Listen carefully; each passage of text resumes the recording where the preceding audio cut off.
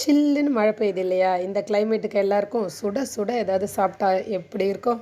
So அதுக்காக 10 மினிட்ஸில் ready பண்ணுற ஒரு ரெசிபி தான் இன்றைக்கி நம்ம பார்க்க போகிறோம். ஆனியன் பக்கோடா. இதுக்கு 3 பச்சை மிளகாய் பொடியாக கட் பண்ணியிருக்கேன். 4 பெரிய வெங்காயம் நீள நீளமாக இந்த மாதிரி கட் பண்ணி எடுத்திருக்கேன். கருவேப்பிலை, கொத்தமல்லி பொடியாக கட் பண்ணி எடுத்திருக்கேன். இது எல்லாத்தையும் ஒன்றா மிக்ஸ் பண்ணி விட்டுருங்க.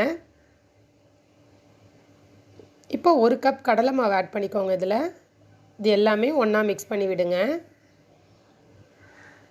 மிக்ஸ் பண்ணிவிட்டு ஆயில் 2 ஸ்பூன் ஆட் பண்ணிக்கோங்க. ஆட் பண்ணிவிட்டு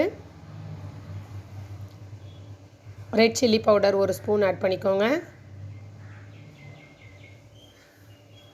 சால்ட் தேவையான அளவு ஆட் பண்ணிக்கோங்க. எல்லாத்தையும் ஒன்றா கலந்து விடுங்க. இப்போ ஒரு 1/2 கப் அரிசி மாவு ஆட் பண்ணிக்கோங்க. அதையும் நல்லா மிக்ஸ் பண்ணி விடுங்க.